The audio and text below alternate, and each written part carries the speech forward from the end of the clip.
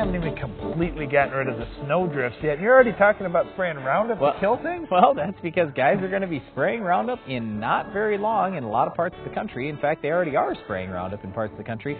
The biggest thing that most people do not know is that when the weather's cold, you're going to have to spray a higher rate, or maybe you shouldn't even spray Roundup. Let's talk about that. Well, hold on. You sound like a chemical rep now, making an excuse for your product why it's not working. Why would Roundup not work just the same in April as it will in June? Yep, and I'll tell you why. Because there are three things that you've got to have, that every plant has to have if Roundup is going to kill it. Number one, it's got to have good intake. So in other words, the leaf has to absorb that Roundup. Second thing is that Roundup has to translocate or move from the leaf down to the growing point or growing points. And then finally, once it reaches the growing point or growing points, there needs to be a lethal dose there. Well, the problem is when the weather is cold, you don't absorb as much into the plant. It doesn't move as quickly down to the growing point or growing points.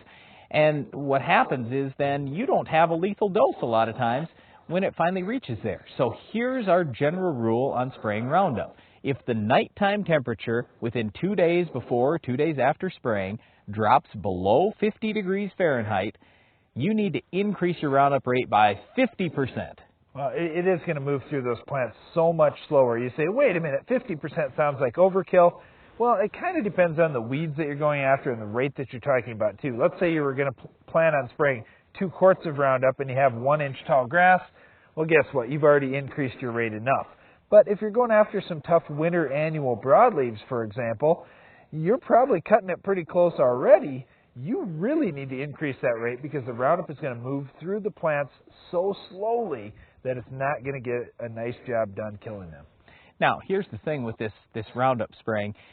If you're going to go out there and spray when the weather's cold, you need to increase the rate. But you don't have to do that. You can wait a couple days, let the weather warm up, and then you can go get by with a normal rate. We just want you to understand so this product works well for you all the time, not just some of the time.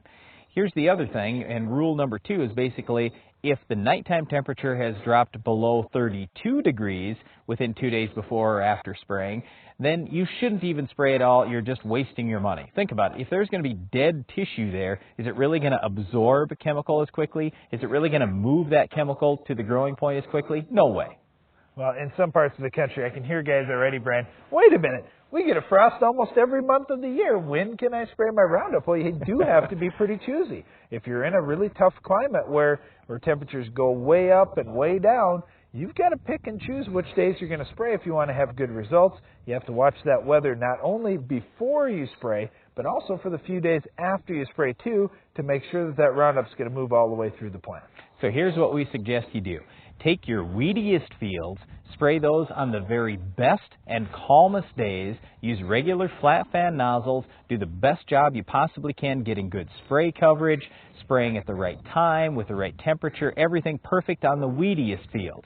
Then, on the days that maybe aren't quite so good, you can spray your other fields that are pretty clean. Because, I mean, let's face it, if you only have 10 weeds in the field, what's the difference if you get 90 or 95% control or 99% control? Doesn't matter. But if you've got 10 million weeds out in the field, you want to have every last weed controlled if at all possible. Well, here's the other thing, too. When you've got stressful conditions out there, you're going to benefit even more adding ammonium sulfate and using a surfactant like non-ionic surfactant, for example, because it's going to help move that product into the plant and move it through the plant a little quicker depending on which surfactant and something like ammonium sulfate that you may be using. So do kind of keep those things in mind, too. When it's stressful, you can't cut back on those types of things. That's where they really, really pay a dividend for you. Well, Roundup does a great job on a wide variety of weeds, including our Weed of the Week. We'll tell you what else will stop our Weed of the Week coming up later in the show.